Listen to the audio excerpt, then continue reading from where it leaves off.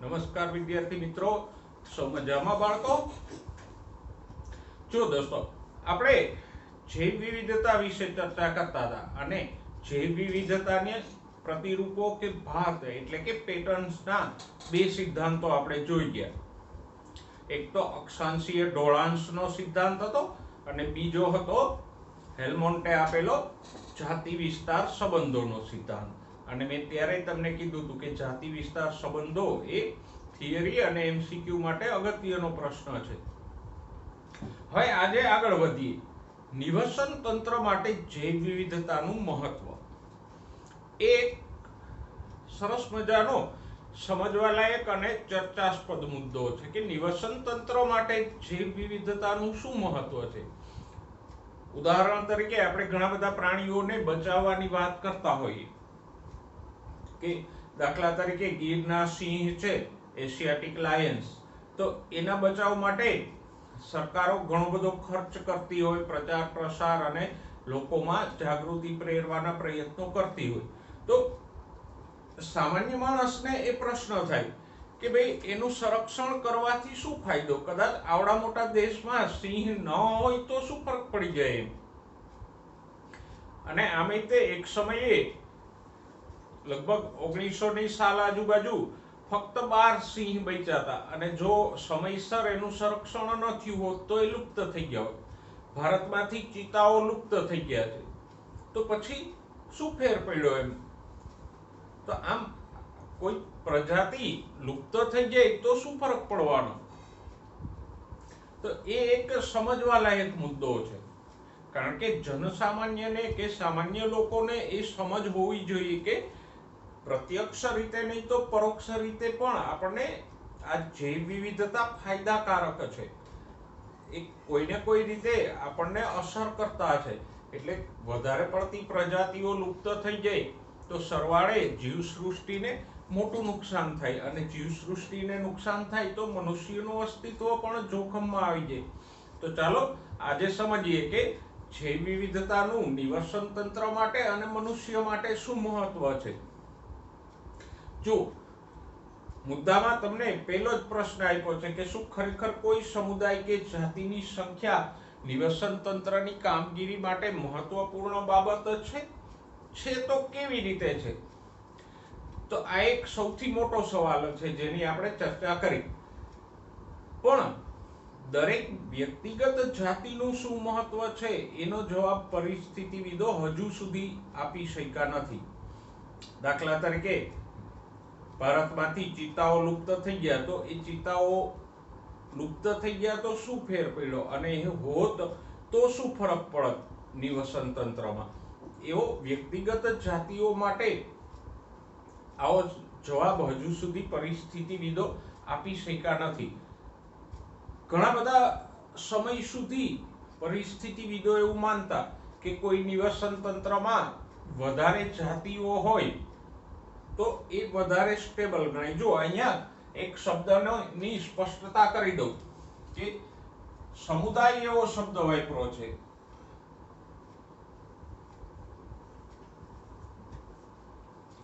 તો અહીંયા સમુદાય એટલે પેલો વર્ગીકરણ વાળો સમુદાય નહીં, સચિદ્રા ને કોષ્ઠાંતરી નુપુરક એ સમુદાય નહીં, પણ અહીંયા સમુદાયનો અર્થ થશે જૈવ સમુદાય કે જૈવ સમાજ.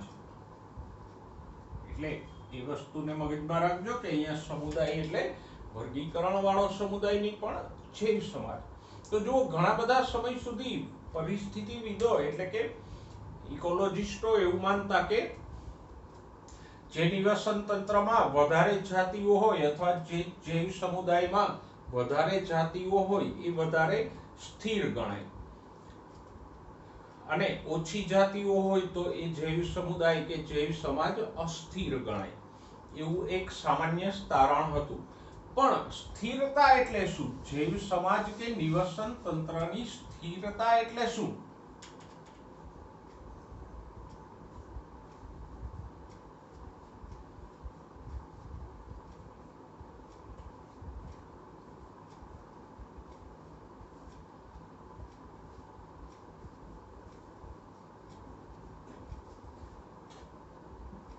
તો નિવસન તંત્રની સ્થિરતા એટલે શું? તો કે કોઈ નિવસન તંત્ર ટકી રહેવાની વધારે ક્ષમતા ધરાવતું હોય તો એને સ્થિર કહેવાય. ઉદાહરણ તરીકે એક નિવસન તંત્રમાં ફક્ત 5 જાતિ વનસ્પતિઓની છે.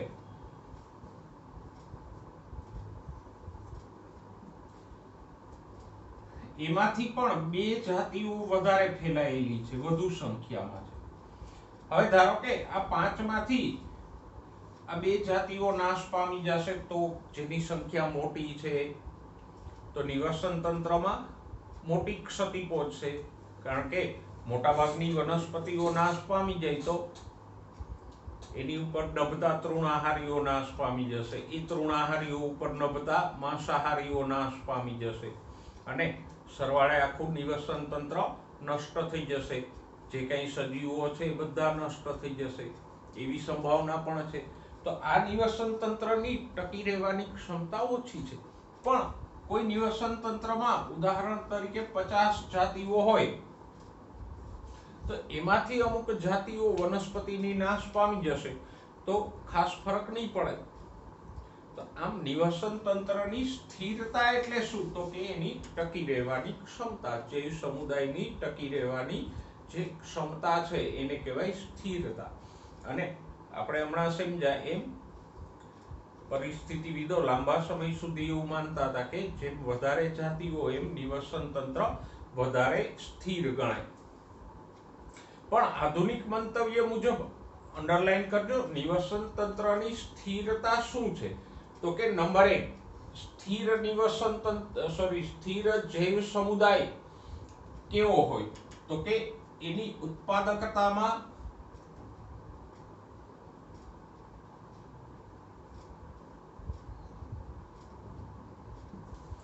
વર્ષે વર્ષ એટલે પ્રતિ વર્ષ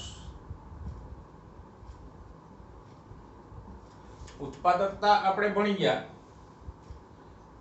કે સામાન્યતઃ વનસ્પતિઓ જે પ્રકાશ સંશ્લેષણ કરે એને આપણે ઉત્પાદકતા કહેતા હતા, કુલ પ્રાથમિક ઉત્પાદન. તો પ્રતિ વર્ષ એમાં કોઈ ફેરફાર ન થાય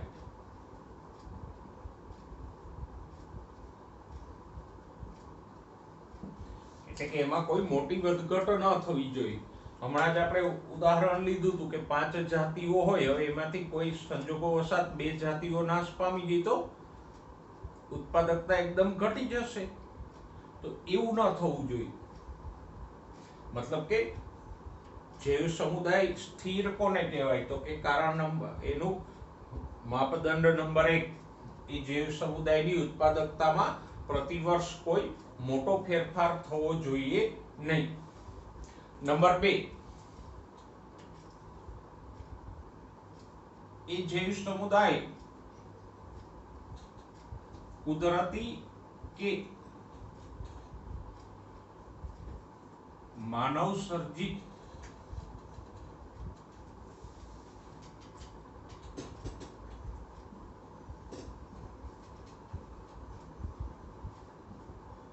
આપત્તિઓ સામે પ્રતિરોધક હોવું જોઈએ.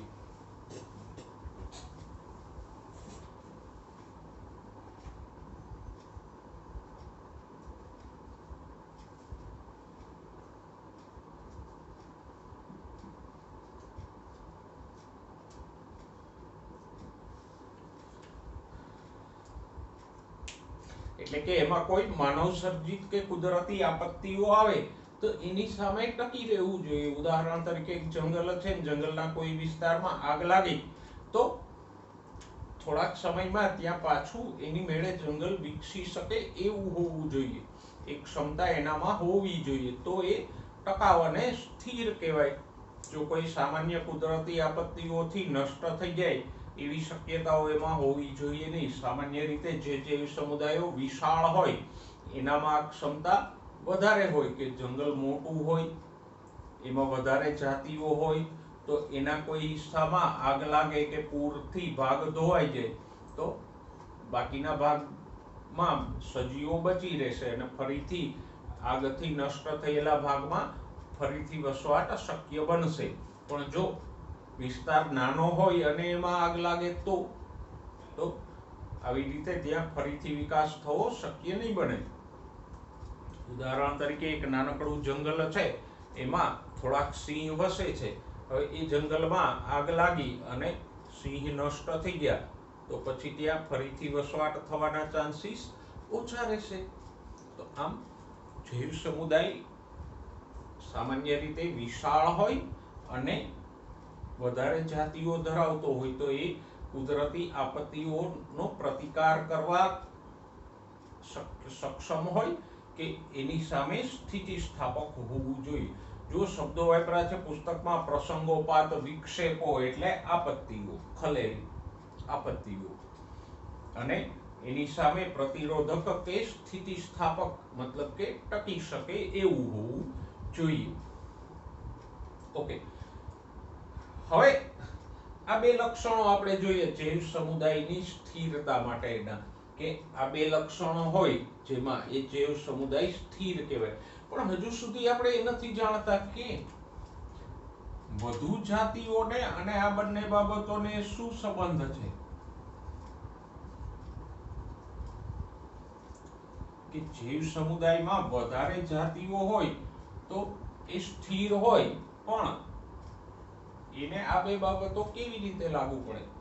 સામાન્ય આપણે વાત કરી કે વધુ વિસ્તાર અને વધારે જાતિઓ હોય તો એ આપત્તિઓ સામે ટકી રહેવાની ક્ષમતા એની વધુ હોય. વનસ્પતિઓની અને તૃણાહારીઓની વધુ જાતિઓ હોય તો ઉત્પાદકતા એકધારી જળવાઈ રહે, એમાં કોઈ મોટો ફેરફાર ન થાય. પણ હજુ સુધી પરિસ્થિતિવિદો ચોક્કસ રીતે આ બે બાબતો અને વધારે જાતિઓનો સંબંધ સ્થાપિત કરી શક્યા નથી. એટલે આપણે કહી શકીએ કે કોઈ પણ જૈવ સમુદાય સ્થિર ક્યારે કહેવાય, તો એને માટેની 3 પૂર્વધારણાઓ આપણી પાસે છે. પહેલી તો જૂની પૂર્વધારણા કે વધારે જાતિઓ હોય તો જૈવ સમુદાય સ્થિર કહેવાય. બીજી પૂર્વધારણા, જે જૈવ સમુદાયની ઉત્પાદકતામાં પ્રતિવર્ષ મોટો ફેરફાર ન થાય તો એ જૈવ સમુદાય સ્થિર કહેવાય. અને ત્રીજી પૂર્વધારણા તો કે જે જૈવ સમુદાય કુદરતી કે માનવ સર્જિત આપત્તિઓનો પ્રતિકાર કરી શકે કે એની સામે સ્થિતિસ્થાપકતા દર્શાવે એ જૈવ સમુદાય વધારે સ્થિર કહેવાય. ઓકે, તો આપણે જૈવ સમુદાયની સ્થિરતા માટેની આ 3 પૂર્વધારણાઓની ચર્ચા કરી. હવે એક પરિસ્થિતિવિદ હતા, ડેવિડ ટિલમેન.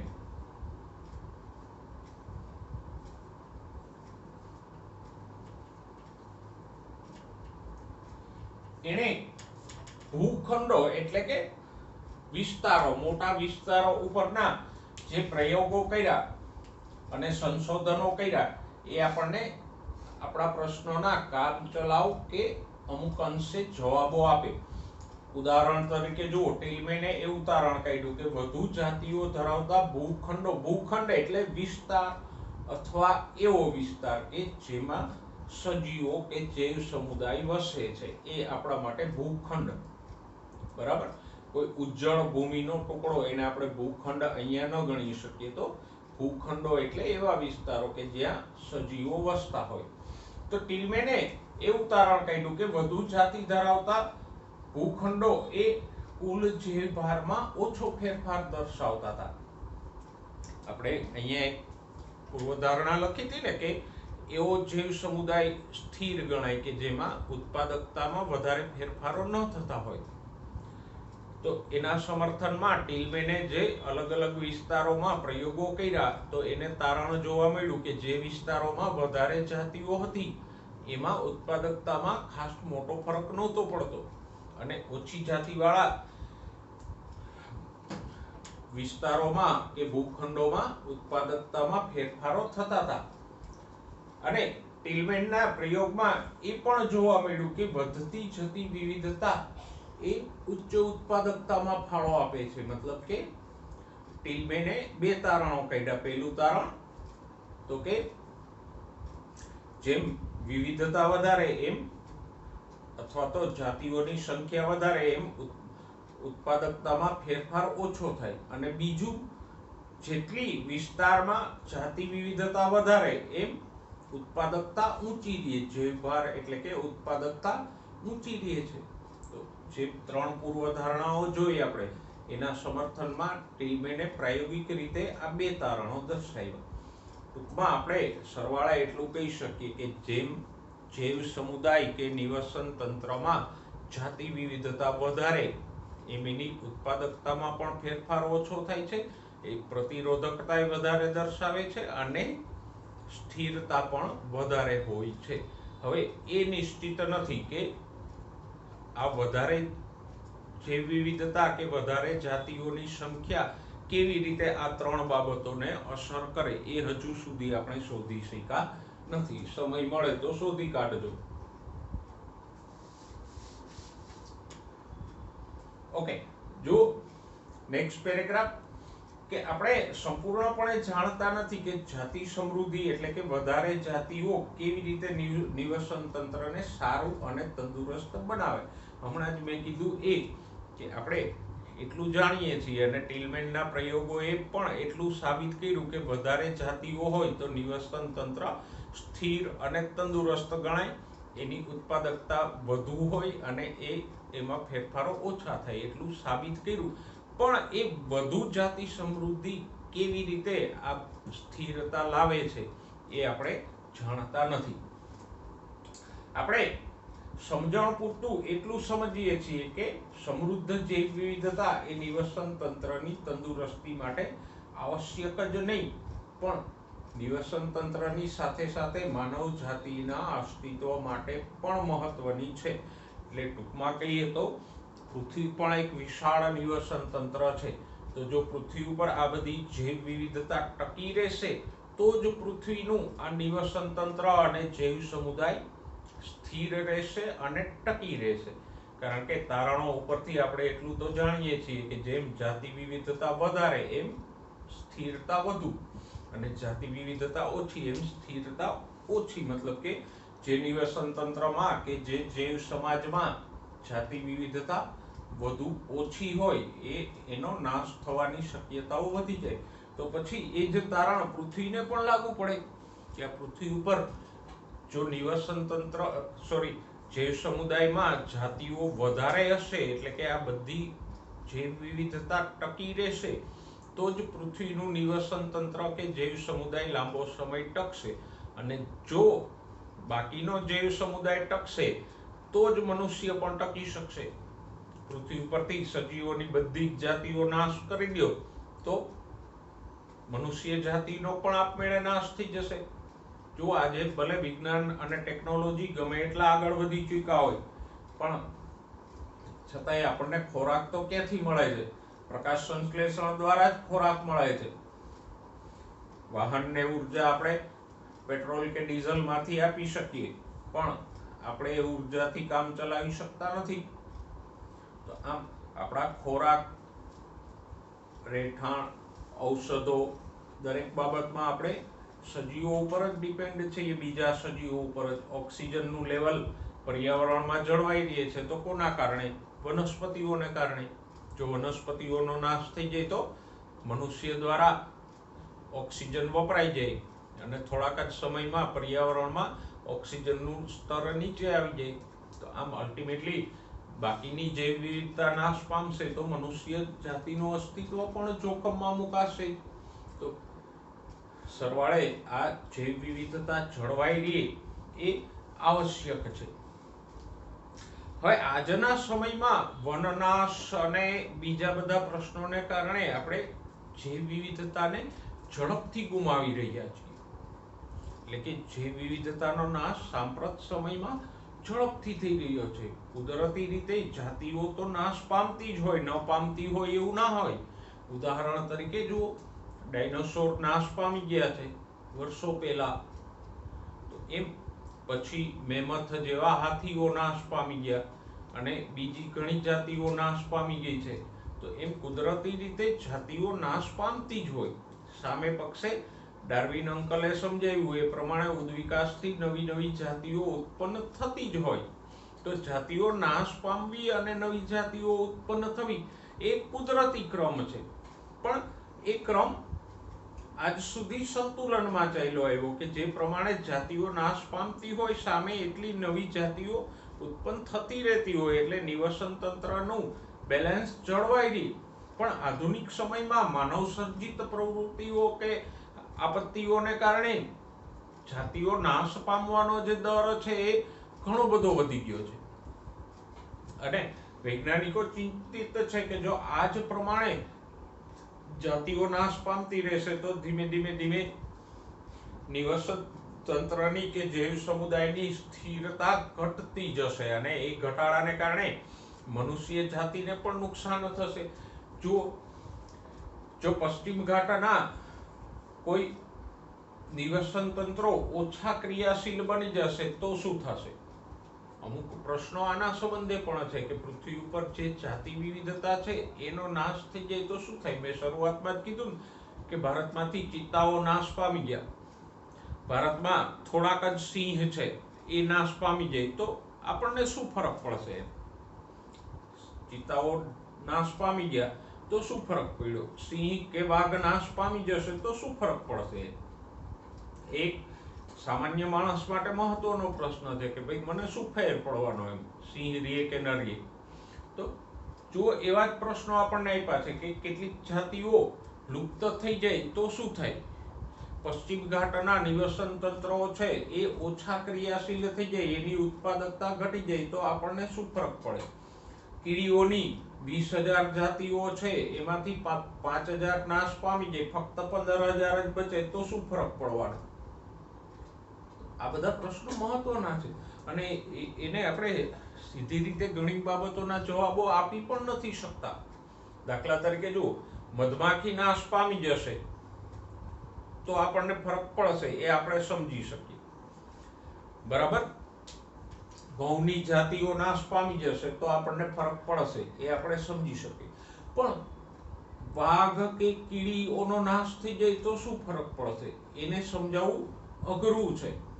અને મેં શરૂઆતમાં જ કીધું એમ કે દરેક જાતિનું શું મહત્વ છે એ સમજાવવું મુશ્કેલ છે. પશ્ચિમ ઘાટના જંગલોમાં અનેક પ્રકારની દેડકાની જાતિઓ મળી આવે, એમાંથી કોઈ દેડકાઓ લુપ્ત થઈ જાય તો આપણને શું ફરક પડે? આપણે તો એ દેડકાને જોયો જ નથી. ઇવન આપણે તો પશ્ચિમ ઘાટ જ નથી જોયો, એના જંગલો જ નથી જોયા. ત્યાં કોઈ જાતિઓ હોય કે ન હોય આપણને કઈ ફરક પડવાનો નથી. પડશે? તો એનો ચોક્કસ જવાબ નથી આપી શકાતો કે કીડીઓની 20માંથી 5,000 જાતિઓ નાશ પામી જાય તો માનવ જાતને શું ફરક પડશે અથવા તો નિવસન તંત્રને શું ફરક પડશે. એનો જવાબ આપવા માટે એક સરસ મજાનો સિદ્ધાંત છે.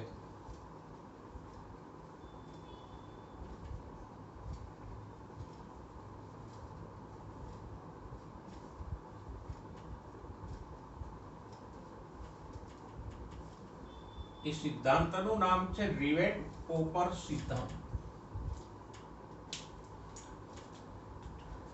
અને એક કોણે આપ્યો તો કે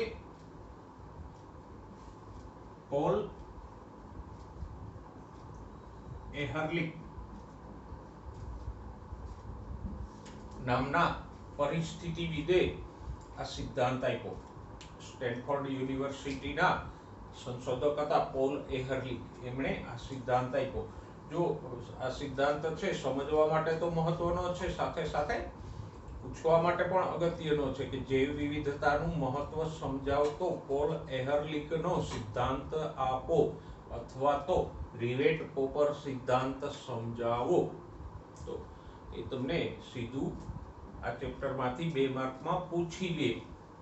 ઓકે, જો રિવેટ પોપર પૂર્વધારણા કે સિદ્ધાંત શું સમજાવે છે? ઉદાહરણ તરીકે એક વિશાળ પ્લેન હોય એને જૈવ સમુદાય સમજી લો, પૃથ્વી સમજી લો. એક સરસ મજાનું જમ્બો જેટ પ્લેન છે બોઈંગ જેવું જબરજસ્ત, તો એને આપણે આપણું જૈવ સમુદાય સમજી લઈએ કે પૃથ્વી સમજી લઈએ. અને એમાં જે કંઈ રિવેટ અને નટબોલ્ટ લાગેલા છે, સ્ક્રૂ લાગેલા છે, એને દરેકને એક એક જાતિ સમજી લઈએ. ઓકે, તો એ પ્લેન છે કોઈ માણસ એમાં ગયો અને એણે નવરા બેઠા બેઠા સીટમાંથી એક રિવેટ કાઢી લીધો તો શું ફરક પડવાનો? પ્લેનને કઈ ફરક પડશે? નહીં પડે. એવી જ રીતે કોઈ એક જાતિ નાશ પામી ગઈ તો શું ફરક પડશે? કઈ ફરક નહીં પડે. ઓકે, પણ અપલખણા મુસાફરોની ક્યાં કમી હોય છે? એસટીની બસમાં બેઠા બેઠા સીટમાંથી નવરા બેઠા પેલા સ્પંજના કટકા કાઢતા જ હોય છે બધા. તો એમ બીજો કોઈ મુસાફર આવ્યો, એને બીજો કોઈ રિવેટ કાઢી લીધો, બોલ્ટ કાઢી લીધો, તો ક્રમશઃ એક પછી એક પછી એક પછી રિવેટ નીકળતા જશે તો છેવટે પ્લેનની હાલત શું થશે? વિચારો. અહીંયા એક મગજમાં રાખજો કે આપણે કોઈ વાર્તા નથી ભણતા પ્લેનની, પણ વિમાન એટલે શું છે? તો કે પૃથ્વીનો જૈવ સમુદાય છે અને એમાંનો દરેક રિવેટ છે એ શું છે? એક જાતિ છે. તો આપણે પહેલી વાત એ કરી કે અમુક હદ સુધી આવા રિવેટ કાઢી લેવામાં આવશે તો કોઈ મુશ્કેલી નહીં થાય, પણ પછી ધીમે ધીમે ધીમે ધીમે ધીમે આ રિવેટની સંખ્યા વધતી જશે તો એક સમયે પ્લેનને મુશ્કેલી થશે. એમ એક હદ સુધી જાતિઓ નાશ પામશે તો પૃથ્વીના નિવસન તંત્રને કોઈ નુકસાન નહીં થાય, પણ એક પછી બીજી, બીજા પછી ત્રીજી, ચોથી, પાંચમી, છઠ્ઠી એમ જાતિઓ નાશ પામતી જશે તો જેમ વધારે પડતા રિવેટ કાઢી લે અને પ્લેન પછી ચલાવવા લાયક ન રહીએ, ઉડવા લાયક ન રહીએ, એમ વધારે પડતી એક પછી એક પછી એક પછી જાતિઓ નાશ પામતી જશે તો સરવાળે પ્લેનની જેમ જ પૃથ્વીનું આ નિવસન તંત્ર પણ નષ્ટ થઈ જશે. આ એક વાત. બીજી વસ્તુ, જેમ પ્લેનમાંથી કોઈ મુસાફર આવા બોલ્ટ કે રિવેટ કાઢે છે તો એ મહત્વનું એ છે કે કયા રિવેટ કાઢે, કયા બોલ્ટ કાઢે. દાખલા તરીકે સીટમાં જે ઝીણા ઝીણા બોલ્ટ હોય એમાંનો કોઈ એક બે ચાર બોલ્ટ કાઢ લેશે તો ખાસ ફરક નહીં પડે, પણ કોઈ અપલખણો મુસાફર હશે એ પ્લેનના વ્હીલમાંથી 4-5 રિવેટ કાઢ લે અથવા તો એન્જિનમાંથી 4-5 રિવેટ કાઢ લે તો મોટો ફરક પડશે. એટલે આમ કેટલા રિવેટ નીકળે છે એ તો મહત્વનું છે, સાથે સાથે કયા રિવેટ નીકળે છે એ પણ મહત્વનું. એમ પૃથ્વી ઉપર અમુક જાતિઓ એવી છે કે એના નાશ થવાથી વધારે નુકસાન નહીં થાય, એ પેલા સીટના બોલ્ટ જેવી છે કે એને કાઢ લ્યો તો બહુ મોટું નુકસાન નહીં થાય. પણ અમુક જાતિઓ એવી છે કે જે પેલા એન્જિનના બોલ્ટ જેવી છે કે એને કાઢી લેશો તો એન્જિન બગડી જશે અને પ્લેન ચાલતું બંધ થઈ જશે. ઉદાહરણ તરીકે જો કીડીની જાતિઓ છે તો 20,000 માંથી કદાચ 5,000 જાતિઓ નાશ પામી જાય તો બહુ નિવસન તંત્રને મોટું નુકસાન નહીં થાય. બીજી જાતિઓ એના બદલે કામ કરીને ચલાવી દેશે. પણ એટલી જ મધમાખીની જાતિઓ નાશ પામી જાય તો મોટું નુકસાન થશે. વનસ્પતિઓનું પરાગનયન અટકી જશે. પરાગનયન અટકી જશે તો વનસ્પતિમાં ફળ કે બીજ આવવાનું પ્રમાણ ઓછું થઈ જશે. ફળ અને બીજ ઓછા આવશે તો આપણું ફળોનું ને શાકભાજીનું ઉત્પાદન ઘટશે, કપાસનું ઉત્પાદન ઘટી જશે, સાથે સાથે જંગલોમાં પણ ફળ અને બીજની સંખ્યા ઘટશે તો તૃણાહારી પ્રાણીઓ અને પક્ષીઓનો નાશ થશે. તૃણાહારીઓનો નાશ થશે તો એની પાછળ માંસાહારીઓનો નાશ થઈ જશે. તો આ મધમાખી છે વ્હીલના કે એન્જિનના બોલ્ટ જેવું મહત્વ ધરાવે છે. એનો નાશ થશે તો મોટી અસર પડશે. તો આમ આ પોલ એહરલિખ છે એ રિવેટ કૂપર સિદ્ધાંતથી આપણને બે બાબતો સમજાવે છે. એક તો કે શરૂઆતમાં જાતિઓનો નાશ થશે તો કોઈ નુકસાન નહીં થાય. જેમ શરૂઆતમાં પ્લેનમાંથી થોડાક રિવેટ કાઢી લઈએ તો પ્લેનને કોઈ મોટી તકલીફ નહીં પડે. અને આજે આપણે એ તબક્કામાંથી પસાર થઈ રહ્યા છીએ કે છેલ્લા 50 કે 70 વર્ષોમાં જાતિઓ નાશ થવાની શરૂઆત થઈ છે. મતલબ કે પ્લેનમાંથી નવું પ્લેન છે એમાંથી રિવેટ કાઢવાની શરૂઆત થઈ છે અને હજુ ઓછા પ્રમાણમાં જાતિઓનો નાશ થયો છે. એટલે આ જૈવ સમુદાયને કોઈ મોટું નુકસાન નથી થયું. પણ આગળ જો આને આ પ્રક્રિયા શરૂ રહી રિવેટ કાઢવાની એટલે કે જાતિઓનો નાશ થવાની, તો સરવાળે નુકસાન થશે જ. અને પૃથ્વીના નિવસન તંત્ર રૂપી આ પ્લેન પછી ઉડવા જેવું નહીં રહે, અને જો દરાર ઉડાડશું તો એ ક્રેશ થઈ જશે.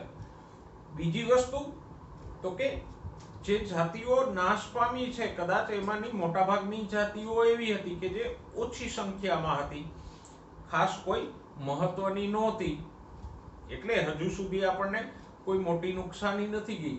પણ કોઈ મુસાફર આવી અને મહત્વના નટ બોલ્ટ કાઢી જશે તો, એટલે કે જે મહત્વ ધરાવતી જાતિઓ છે એનો નાશ થઈ જશે તો આપણને મોટું નુકસાન થશે.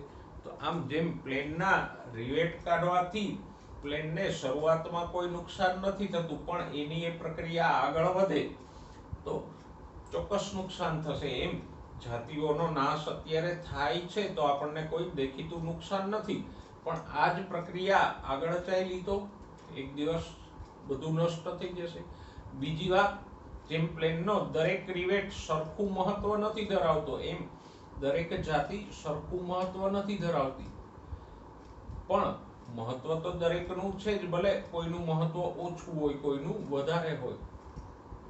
તો આ જે આપણા પ્રશ્નો છે કે ભાઈ કોઈ જંગલમાં કોઈ જાતિઓ નાશ પામી જશે, અથવા તો કોઈ દૂરના દેશોમાં અમુક સજીવો છે એનો નાશ થઈ જશે તો આપણને શું ફરક પડશે, એ બાબતને આ પોલ એહરલિચનો રિવેટ પોપર સિદ્ધાંત સારી રીતે સમજાવે છે કે સીટમાંથી 2 બોલ્ટ કોઈ કાઢી જશે તો પ્લેનને શું નુકસાન થશે, પણ એ પ્રક્રિયા અટકવાની નથી.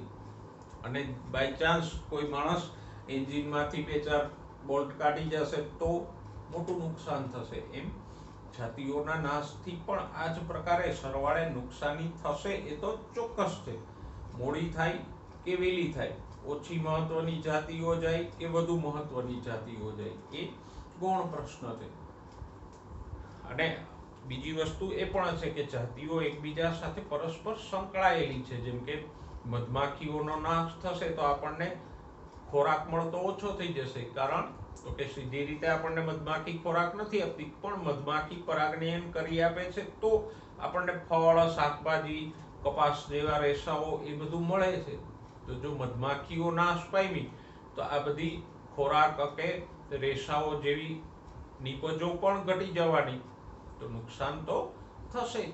તો આપણે એક સરસ મજાના સિદ્ધાંત, જાતિ વિવિધતાનું મહત્વ સમજાવતો સિદ્ધાંત કયો ભણ્યા? રિવેટ પોપર સિદ્ધાંત. અને કોણે આપ્યો તો? પોલ એહરલિચ અંકલે આપ્યો હતો, જેના દ્વારા આપણે જાતિ વિવિધતાનું મહત્વ સારી રીતે સમજ્યા. હવે જોઈએ જૈવ વિવિધતાની નુકસાની, કે આજ સુધીમાં આપણને કઈ કઈ મહત્વની જાતિઓની નુકસાની થઈ છે જૈવ વિવિધતાને. તો જો એક અઘરું વાક્ય શરૂઆતમાં આપ્યું છે કે કોઈ નવી જાતિઓનો પૃથ્વીના ખજાનામાં ઉમેરો જાતિ ઉદ્ભવ દ્વારા કરવામાં આવે. એટલે કે પૃથ્વી ઉપર નવી જાતિઓ કઈ રીતે ઉમેરાય, યાદ રાખજો, જાતિ ઉદ્ભવ. જે ઉદ્વિકાસ દ્વારા નવી જાતિ ઉત્પન્ન થાય એ ઓરિજિન ઓફ સ્પીસીઝ. તો આમ નવી જાતિઓ પૃથ્વી ઉપર કઈ રીતે ઉત્પન્ન થાય? જાતિ ઉદ્ભવ દ્વારા, કે જે ઉદ્વિકાસની પ્રક્રિયા છે.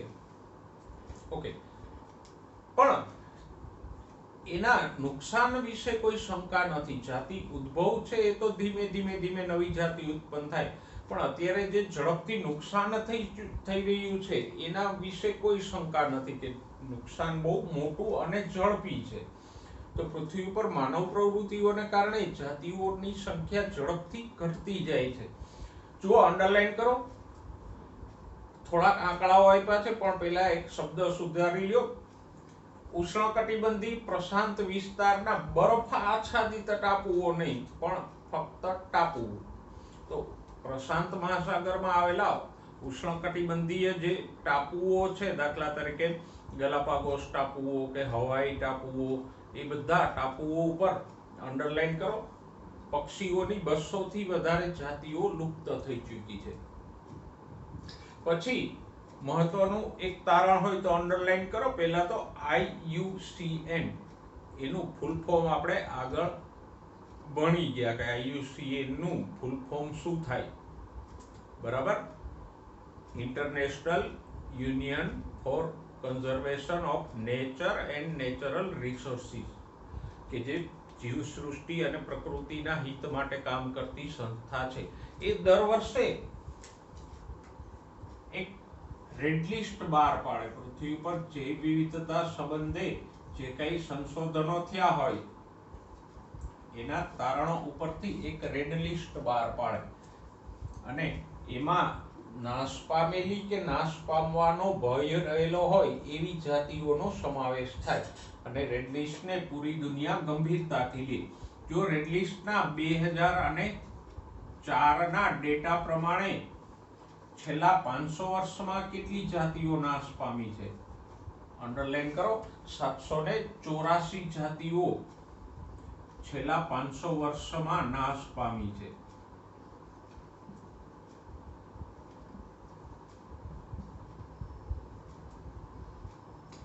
અને આ દર ઘણો બધો વધારે કહેવાય.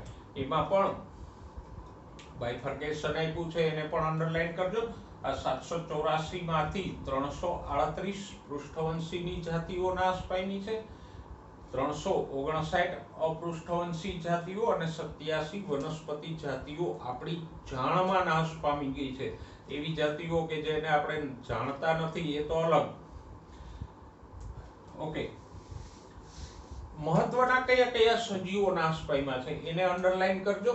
ડોડો એટલે મકાઈનો ડોડો નહીં હો,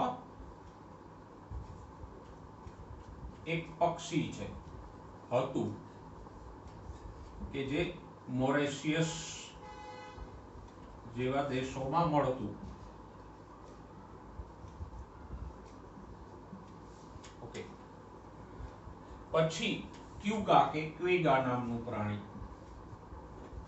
કે જે સસ્તન હતું. ક્યાંનું હતું? આફ્રિકાનું.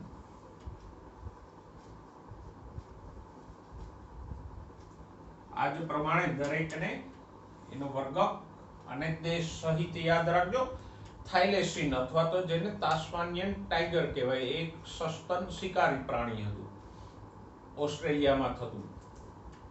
પછી સ્ટીલર સી કાવ, એ દરિયાઈ સસ્તન છે. સ્ટીલર સી કાવ એટલે દરિયાઈ સસ્તન હતું કે જે રશિયાના દરિયા કિનારે મળી આવતું. વાઘની 3 ઉપજાતિઓ કઈ કઈ છે અંડરલાઈન કરો. બાલી ટાઈગર, જાવાન ટાઈગર અને કાસ્પિયન ટાઈગર.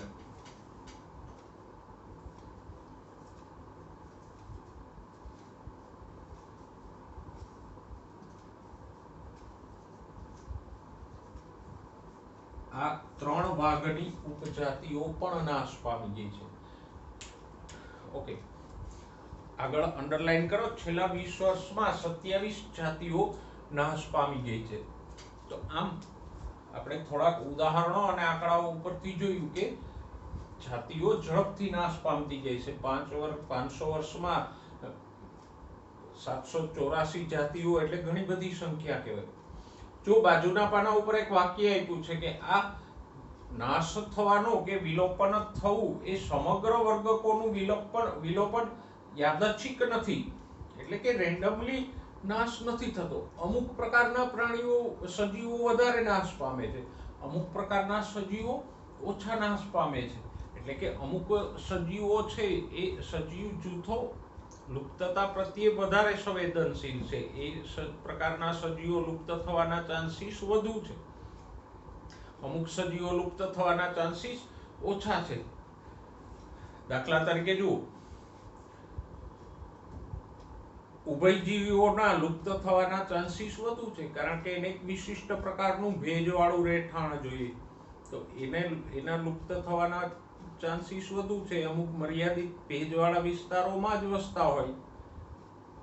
ઓકે, જો વિશ્વવ્યાપી 15,500 કરતા અંડરલાઈન કરજો, 15,500 કરતા વધારે જાતિઓ ઉપર લુપ્ત થવાનો ભય છે. લુપ્ત થઈ નથી, પણ જો એનું સંરક્ષણ કરવામાં ન આવે તો ટૂંકા ગાળામાં એ લુપ્ત થઈ જવાનો ભય છે. આગળ અંડરલાઈન કરો, પક્ષીઓની જાતિઓ પૈકી 12%, સસ્તનોની જાતિઓ પૈકી 23% અને ઉભયજીવીઓની જાતિઓ પૈકી 32% જાતિઓ લુપ્ત થવાનો ભયનો સામનો કરે છે।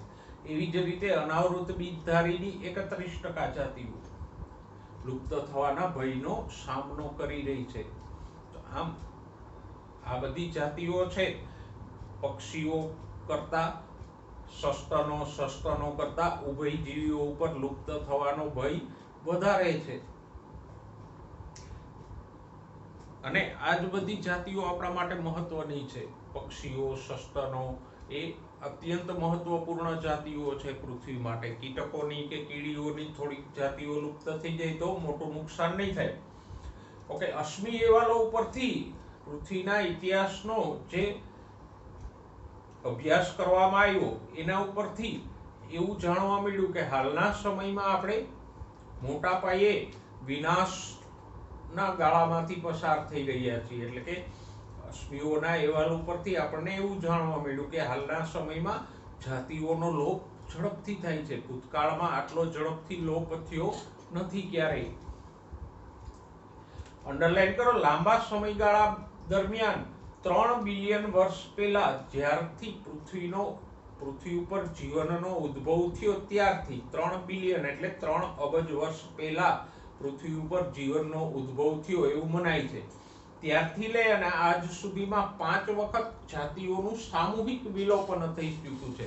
એટલે કે 5 વખત એવી ઘટનાઓ બની છે કે જેમાં મોટા પાયે જાતિઓનો નાશ થયો હોય। અને છેલ્લી 5મી ઘટના આવી ક્યારે બની હતી કે જ્યારે જાતિઓનો મોટા પાયે નાશ થયો હોય, ડાયનોસોર નાશ પામ્યા ત્યારે।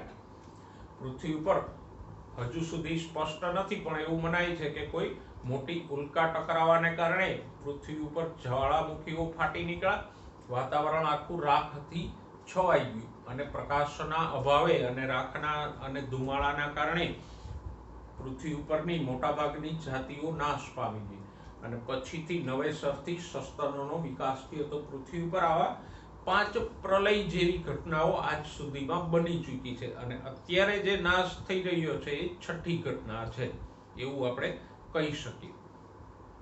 અગાઉની 5 ઘટનાઓ કુદરતી હતી, જ્યારે અત્યારે જે નાશ થઈ રહ્યો છે એ માનવ પ્રેરિત છે। તો આમ આપણે એટલી ઝડપે જાતિઓનો નાશ કરીએ છીએ કે જેને આપણે 6ઠ્ઠો પ્રલય ગણી શકીએ। જો આગળ વર્તમાન જે વિલોપનનો દર છે એ કેટલો છે તો કે સામાન્ય વિલોપન કરતા 100 થી 1000 ગણો ઝડપી છે। એટલે કે કુદરતમાં સામાન્યતઃ જે જાતિઓ નાશ થતી હોય એના કરતા 100 કે 1000 ગણી વધારે જાતિઓ નાશ થાય છે એવું આંકડાઓ ઉપરથી પ્રતિપાદિત કે સાબિત થયું છે। તો અહીંયા આપણે એ જોયું કે આપણે ઘણા બધા મહત્વની જાતિઓના ગુમાવી ચૂક્યા છીએ। એ ઉપરાંત જે જાતિઓ લુપ્ત થવાનો દર છે એ પણ ઘણો ઝડપી છે અને એ દરના આધારે આપણે કહી શકીએ કે આ 6ઠ્ઠી એવી ઘટનાની શરૂઆત છે કે જ્યાં જાતિઓનું સામૂહિક વિલોપન થશે। ઓકે, જો નેક્સ્ટ પેરેગ્રાફ, સામાન્ય રીતે કોઈ દેશ કે પ્રદેશમાં જૈવ વિવિધતાને નુકસાન થવાથી શું ફરક પડે તો થોડાક તારણો આપણને આપ્યા છે। એ, વનસ્પતિ ઉત્પાદનમાં ઘટાડો થાય, અલગ અલગ જાતિઓ નાશ પામી જાય કે મધમાખી જેવી જાતિઓ નાશ પામી જાય તો ઉત્પાદનમાં મોટો ઘટાડો થાય, જેને કારણે ખોરાક, પાણી એ બધાની ખોરાક કે બીજી સુવિધાઓની અછત સર્જાય। નેક્સ્ટ, દુષ્કાળ જેવા પર્યાવરણીય ઉપદ્રવો સર્જાય, દુષ્કાળ કે અતિવૃષ્ટિ સર્જાય, કારણ કે આપણે જાણીએ છીએ કે વનસ્પતિઓ અને જંગલો જ વરસાદના ચક્રનું નિયમન કરવામાં મહત્વનો ભાગ ભજવે છે। નાનપણથી જ આપણે ભણતા આવ્યા છીએ કે વૃક્ષો વાવો, વરસાદ લાવો। તો આ જે વરસાદનું ચક્ર જે વનસ્પતિઓ દ્વારા અને જંગલો દ્વારા નિયંત્રિત થાય છે એ ખોરવાઈ જાય એટલે દુષ્કાળ કે અતિવૃષ્ટિ જેવી સમસ્યાઓ ઊભી થાય। નેક્સ્ટ, સી, વનસ્પતિ ઉત્પાદકતા, પાણીનો ઉપયોગ અને જંતુ અને રોગ ચક્રો જેવી નિવસનતંત્રી પ્રક્રિયાઓમાં પરિવર્તનશીલતા એટલે કે ફેરફારો વધી જાય અને એને કારણે રોગચાળો ફેલાય. મનુષ્યમાં જ નહીં પણ વનસ્પતિઓમાં અને બીજા પ્રાણીઓમાં પણ રોગો ફેલાય. ઉદાહરણ તરીકે પાકના ખેતરો છે તો એમાં આજે આપણે જોઈએ છીએ કે વિવિધ પ્રકારના જંતુનાશકોનો ઉપયોગ તો આપણે કરીએ પણ સામે પક્ષે એવા જ નવા નવા નુકસાનકારક કીટકો પણ ઉત્પન્ન થતા જાય છે. જમીનોને નુકસાન થાય છે. તો આમ જૈવ વિવિધતાનો નાશ થવાથી એક તો ઉત્પાદનમાં ઘટાડો થાય, દુષ્કાળ જેવી પરિસ્થિતિઓ ઊભી થાય અને રોગકારકોનો ઉપદ્રવ વધવાની શક્યતાઓ વધી જાય. તો સરવાળે જૈવ વિવિધતામાં આપણને કોઈ પણ જાતિ સીધી લાભદાયક હોય કે ના પણ હોય પણ જીવસૃષ્ટિ માટે તો એનું મહત્વ છે જ. જેમ વિવેટ પોપર સિદ્ધાંતથી આપણે સમજ્યા એમ કે કોઈ માણસ સીટ ઉપર બેઠો છે પણ એન્જિનમાં જે બોલ્ટ લાગેલા છે એ પણ એના જીવન માટે એટલા જ મહત્વના છે. તો આમ જૈવ વિવિધતાની નુકસાની અને એના મહત્વ વિશે આપણે સવિસ્તાર ચર્ચા કરી. નેક્સ્ટ ટાઈમ જૈવ વિવિધતાની નુકસાનીના કારણોની ચર્ચા સાથે ફરીવાર મળીશું. ત્યાં સુધી સ્વસ્થ રહો, મસ્ત રહો અને જૈવ વિવિધતાનું સંરક્ષણ કરતા રહો.